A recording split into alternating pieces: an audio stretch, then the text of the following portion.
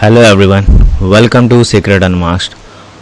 आप लोग NCRB report 2021 देखेंगे तो आपको पता चलेगा इंडिया में हर रोज़ 86 रेप केस होते हैं और 2021 में इंडिया ने 31,677 रेप केस रजिस्टर किए थे, यानी कि हर घंटे 3 औरतों का रेप हो रहा था। और आजकल रेप सिर्फ वुमेन पर ही नहीं हो रहा।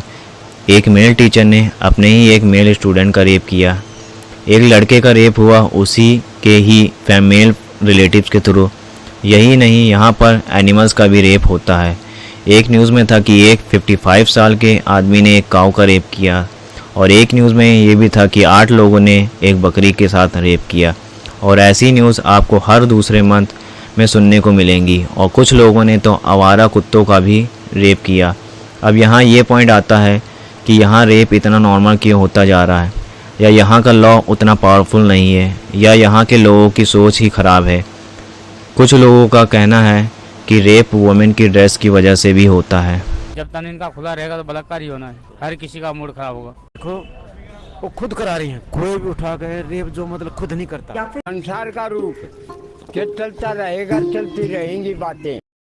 तो यहाँ ये पॉइंट साइकोलॉजिकल लेवल पर सही भी है, क्योंकि अपोजिट सेक्स अट्रैक्ट होंगे ही बॉडी पार्ट्स से।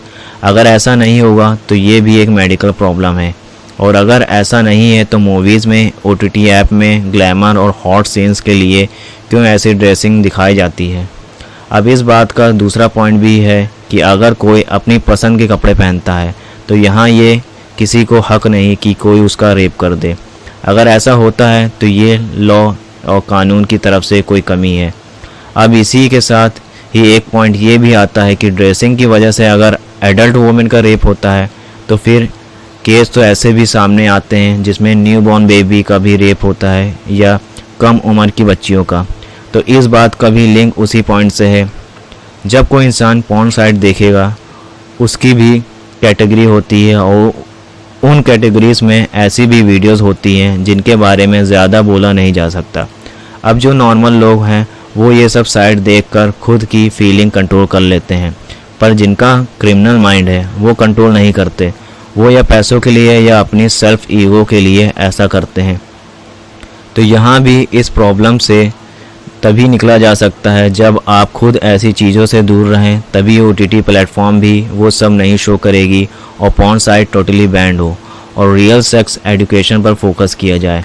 इसी के साथ अभी का जो लेटेस्ट रेप के और मर्डर केस है यूपी का, उसके पीछे भी यही सेम माइंड प्रोग्रामिंग या उन्हीं सही तरह से सोसाइटी ने डील नहीं किया, जिसका रिज़ल्ट में रेप और मर्डर हुआ। और इसके पीछे अभी प्रॉपर इन्वेस्टिगेशन होना बाकी है, जिसमें 6 लड़के लोग इन्वॉल्व थे और अभी केस पूरी तरह सॉल्व नहीं हुआ है।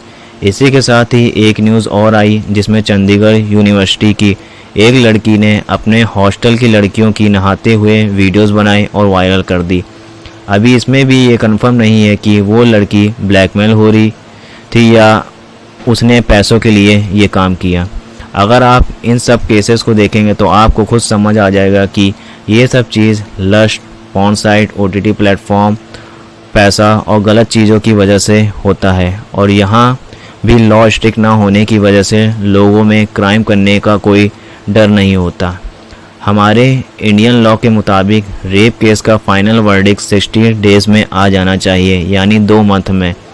पर न्यूज़ रिपोर्ट के अकॉर्डिंग दिल्ली कोर्ट 240 दिन लेती है सिर्फ स्टेटमेंट रिकॉर्ड करने के लिए। मतलब 8 महीने में सिर्फ स्टेटमेंट दर्ज होता है। तो रिज़ल्ट कब आएगा? तो जब जुडिशरी सिस्टम सही से काम नहीं करेगा तो केसेस बढ़ेंगे ही। तो हमारी आज की वीडियो में बस इतना ही। मिलते हैं नेक्स्ट वीडियो में कुछ अमेजिंग एंड मिस्टीरियस बातों के साथ। Thank you.